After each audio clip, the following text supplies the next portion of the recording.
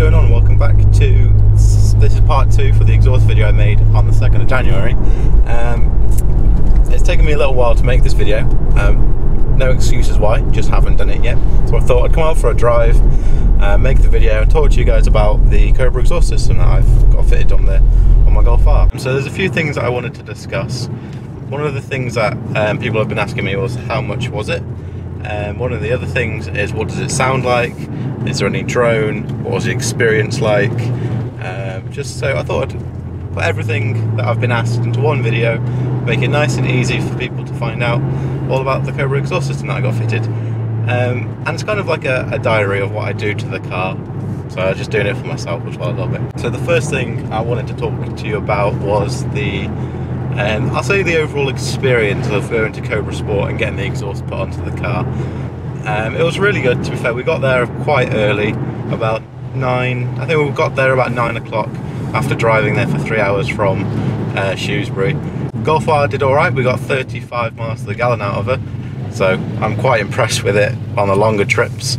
But yeah, the experience was good. We got it on the ramp.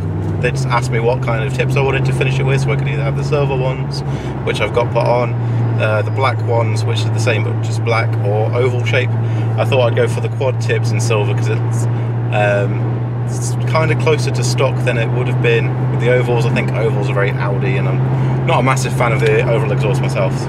Went for the silver round tips, and I think they just fit the vehicle really well. I kind of think they have like a Krapovic vibe to them. They kind of look similar.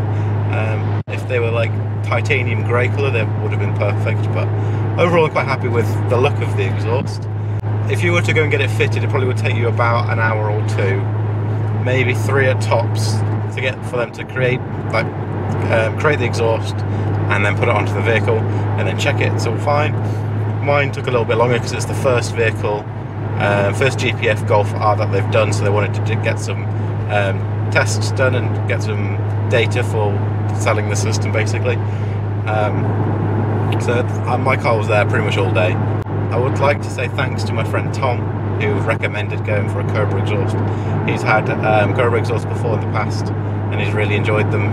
He thought they were really good, so I thought, yeah, I should probably get one myself. And they were doing a shout out for getting one of these Golf R's in to do a test fit basically, so I said yes then. So thank you for Tom for sending me across all the information to get involved with COBRA Sport. The next thing I want to talk to you guys about is the sound. So in the Golf R you've got different modes. You've got Eco, Normal, Race and Individual. Eco is the only mode really besides Drive.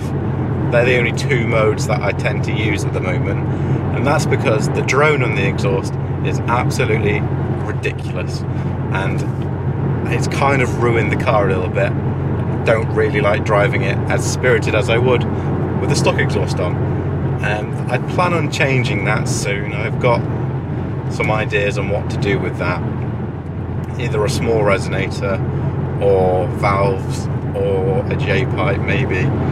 I'm not sure. We're still looking at options really, but race mode's just not worth going into, to be fair. It sounds nice, it crackles, it pops really nicely, but when you're cruising along, you're in 7th gear, you're doing about 1500 RPM, it's just mad drone and you get a headache, and you don't want that cruising at 60 for an hour or 2. You just don't want a headache in your car. I didn't spend the money on a nice car to get a headache, so I'm kind of a bit annoyed with it on that front. Now I've been doing little tweaks to the exhaust system myself. I haven't actually touched the exhaust, so it's still completely from COBRA as they fitted it, but in the boot I've put some more sound deadening material to try and stop as much of it coming through the boot as I can, and I've put, I'm going to probably try and get a res put in, either via COBRA or, depending on what the situation is with that, somewhere else. I don't know. If the drone wasn't there, I'd think it would sound absolutely amazing. So changing gear and I'll pop and bang and fart like a DSG should. Sounds really good, to be fair, and it's good fun taking it through a tunnel and bearing with race mode and the drone for 5-10 minutes, because it does sound really good and it is worth in the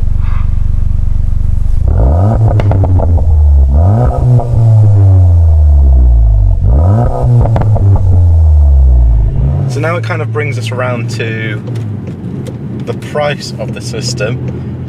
I won't tell you exactly how much I spent on the system because I got it a little bit cheaper than the retail price, due to them. It was a kind of a deal we worked out. They'd use the car as a test fit and get loads of information and data from the car, and I could have a small discount on the system. If you want a COBRA Sport system, I believe they're around, for this one I've got on, the non-res, non-valved GPF bag system, I believe is around £900. I think it's worth spending a little bit extra and going for one with either valves in or a resonator in if you've got a GPF Golf R S3 Leon, because I think you may have the same issue as I've got with the drone, and it's not something I would recommend you all dealing with unless you have ways of getting around it. You could turn off the sound actuator and stop the pumped in sound. That might help a little bit, but I'm not sure, to be honest. But yeah, overall I'm quite happy with it. It sounds good, and for doing short trips and commuting in, it's okay.